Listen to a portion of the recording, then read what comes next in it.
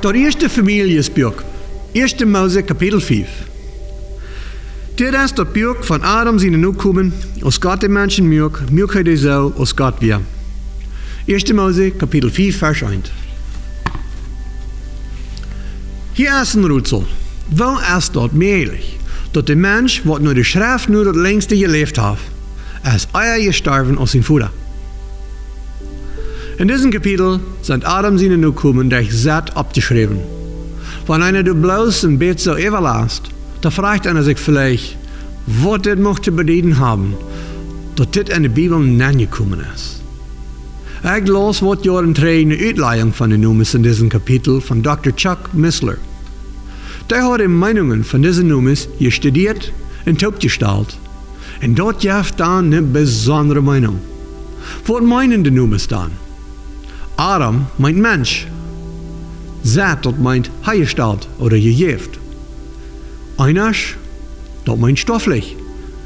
Kenan, Schleichgunen oder Weidel. Mahalalel, gelooft es Gott. Jared, wat raufkommen, Heinach, Lieren, Methuselach, zijn dood wat brengen. Lemach, de Truje, Noah, meint Ruh. Dat de Nummers in der Bibel, wat bedeuten, ist viele vielleicht bekannt. Aber wie unsicher dort nicht mehr rüdselig, weil es uns erst dort zu viel Arbeit. Wenn einer mal bloß ein Strong's Concordance Buch hat, da kann einer all viele wieder ihre Meinungen uitvegen. Wenn wir diese Nummers nicht würden applautisch sein, da hielt sich dort nur mehr als bloß eine Reihe fremde Nummers, die schwer auszureden sind. Hier sind dann applautisch. Mensch, hergestellt oder gegeft. Stofflich, Schlachgunen, Weidel. Gelooft es Gott, wat raufkommen, Lieren, zijn dood wat brengen, de Truje, Ruh. Dit hielt sich nicht nur eine Geschichte oder nur eine Botschaft. Hier ist, was es sagt, wenn wir davon in vorigen Strophe von merken. Der Mensch ist hergestellt in stoffliche Schlachtgunen, aber gelooft es Gott, der wird raufkommen, uns lehren, dat zijn dood wordt brengen, de Truje, ne Ruh. Ist das nicht das Evangelium? Durch den Sündenfall sind wir alle nu in einer stofflichen Welt, wo viel Leiden und Schlachgunen ist.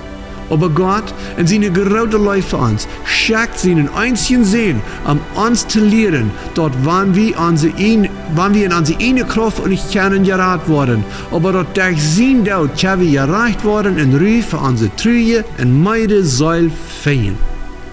Das ist all in 1. Mose Kapitel 5. Gott sein Rettungsplan ist ein besonderes Ding, was uns immer soll bringen, dass wir am Loben und Preisen dann und in Gehorsam mit einem dankbaren Hart nur folgen. Oh, und die Antwort für das Rätsel ist das. Methuselach, sein Vater, wird Heinach. Und Heinach ist nicht gestorben. Also starb Methuselach, als sein Vater Heinach. Als Heinach 365 Jahre alt wird, dann nimmt Gott an von ab ihr weicht. Und Methuselach wird 969 Jahre, aber er starb. Und in dat zelfs Jahr, wat hij starb, kwam de Sintflut. Dankeschön für Anschauen. Und wir sehen uns Luther. Ich bin Johnny Leuven, und das ist, und ich hab's die Wutter.